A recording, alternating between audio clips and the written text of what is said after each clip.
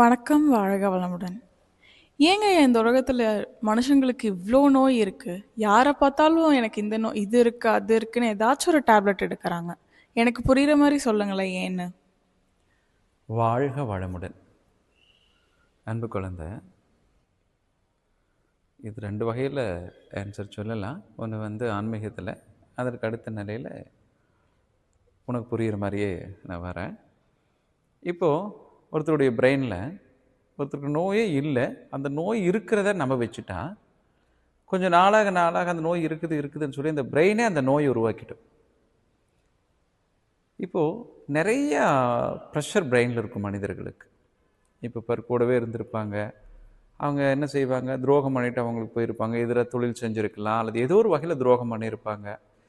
அவர் துரோகம் பண்ணிட்டு போயிருப்பார், அவர் நினச்சி என்ன பண்ண பிரெயினில் ஒரு ப்ரெஷராக வச்சுருப்பார். அது இன்கம்ப்ளீட்டாக இருக்கும். ஒரு முடிவில்லாத அந்த பிரெயினுடைய ப்ரெஷர் தான் நாளடைவில் ஏதோ ஒரு நோயை அது வெளிப்பட்டுடுது. அப்போ அந்த ப்ரெஷரை நம்ம வெளியே கொண்டு போயிட்டோம் பிரெயின்லேருந்து, நோய்கள் சரியாயிடும். சரி, அந்த ப்ரெஷரை நம்ம எப்படி கொண்டு போகிறது அப்படின்னா ஒரு உதாரணமாக எடுத்துக்கலாமே. ஒருத்தர் ஒரு தொழில் செஞ்சிட்ருக்கார், கூட இருக்கிறவர் அவர் கூடவே இருந்துட்டு எங்கேயோ போய் ஒரு தொழிலை தொடங்கி இவருக்கு பாதிப்பு இல்லாமல் தொழில் தொடங்கிட்டாருன்னா அது துரோகம் இல்லை, அதனால் யாரும் பாதிக்க போகிறதில்ல. பட் இவருக்கு நேராக எதிராகவே ஒரு கடை போட்டு உட்காந்துட்டாருன்னு வைங்கள, அப்போ இவர் பார்க்க என்ன ஆகும், அளவுக்கு அதிகமான இந்த மன அழுத்தமும் ப்ரெஷரும் உண்டாகும். இவர் அதை பார்க்க ரொம்பவும் பாதிச்சு போயிடுறாங்க. அதை நம்மளால் உணர முடியும். நிறைய அன்பு குழந்தை நம்மகிட்ட இதை சொல்லியிருக்கிறாங்க. அப்போ சரி, இது எப்படி, இந்த ப்ரெஷர் எப்படி நம்ம வெளியே கொண்டு போகிறது? மிக எளிமையான ஒரு முறை சொல்லித்தரேன். இதை செய்தால் நிச்சயமாக நோயிலேருந்து நம்மளை பாதுகாத்துக்கலாம். அது ஒரு இன்கம்ப்ளீட்டாக இருக்குது அந்த ப்ரெஷர் அப்படிங்கிறது. அதை நம்ம இப்போ என்ன பண்ணுறோம், ஒரு நிவர்த்தி பண்ண போகிறோம்.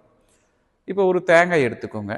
அதில் யார் உங்களுக்கு இந்த மாதிரி ஒரு செயல், யார் இந்த மாதிரி ஒரு துரோகம் செஞ்சாங்களோ அவங்களுடைய பேர் அதில் எழுதிட்டு, அதாவது தெற்கு பக்கம் பார்த்து நின்று, இந்த விருப்பம் இருந்தால் என்ன பண்ணலாம், ஒரு கற்பூரம் கூட அதில் ஏற்றிக்கலாம். ஏற்றிட்டு தெற்கு பக்கமாக நின்றுட்டு அந்த தேங்காயிடம் பேசுங்க. அவர் அந்த மனிதனாகவே நினச்சி உங்களுக்குள்ளே இருக்கக்கூடிய எல்லா உணர்வுகளையும், ஒரு கோபத்தையும், ஒரு ஆதங்கத்தையும், ஏன் இப்படி செஞ்ச இப்படிங்கிற மாதிரி எல்லா உணர்வுகளையும் அந்த மனிதராக நினைத்து அந்த தேங்காய் கையில் வச்சுட்டு பேசி முடிச்சு எல்லா உணர்வுகளையும் அந்த தேங்காயில் கலந்துட்டு கற்பூரத்தை ஏற்றிட்டு சும்மா ஒரு 3 முறை உங்கள் விருப்பத்துக்காக ஒரு சுற்றிட்டு நல்லா ரோடில் அதை என்ன அப்படியே உடைச்சி அதோடு இங்கேருந்து விட்டுருங்க. இதோடு முடிஞ்சது, இனி உனக்கு எதுவும் இல்லை, நான் எந்த இடத்துலையும் உன்னை நான் நினைக்கவும் மாட்டேன் அப்படின்னு முடிச்சுட்டு வந்துட்டு நல்ல ஒரு குளியலை போட்டுட்டு ஒரு வழிபாடு பண்ணுங்க.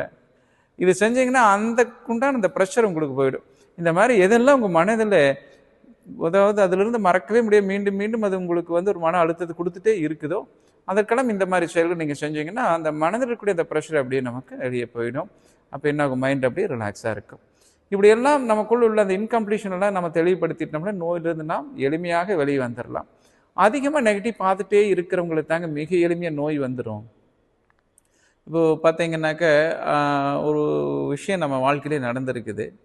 நான் ஒரு தடவை சேலம் போயிட்டுருக்கும் பொழுது என்னுடன் வந்திருந்த ஒரு நபர் அந்த பாம்பு கடி ஹாஸ்பிட்டல் ஒன்று போட்டிருந்தாங்க. அந்த அம்மையார் சொல்கிறாங்க, இந்த பாம்பை கடித்து இங்கே கொண்டு வரக்குள்ள ஆளே போயிடுவான்ல அப்படின்னாங்க. நான் சொல்லிட்டு உடனே இந்த அம்மா இறக்கி விட்டுருங்கப்பா அப்படின்னுட்டு. அப்போ அந்த அம்மையார் பார்த்தீங்கன்னா அது சொல்லி ஒரு 3 மாதத்தில் அந்த அம்மையார் இல்லை, ஏதோ ஒரு சூழ்நிலைனால இயற்கை எழுதிட்டாங்க. இதெல்லாம் நம்ம அனுபவத்தில் பார்த்த விஷயங்கள்.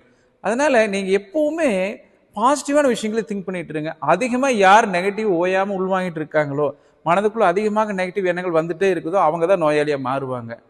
அதனால் உங்களுக்குள்ள நேர்மறை அறிவுகளை கொண்டு வாங்க, நேர்மறையாக சிந்தனையில் கொண்டு போங்க. நிச்சயமாக நோய் இல்லாத உலகத்தை நாம் உருவாக்கிடலாம். இது பேசுறதுக்கு நிறையா இருக்குது, டைம் பத்தாது. அடுத்த வீடியோவில் பார்க்கலாம். வாழ்க வளமுடன்.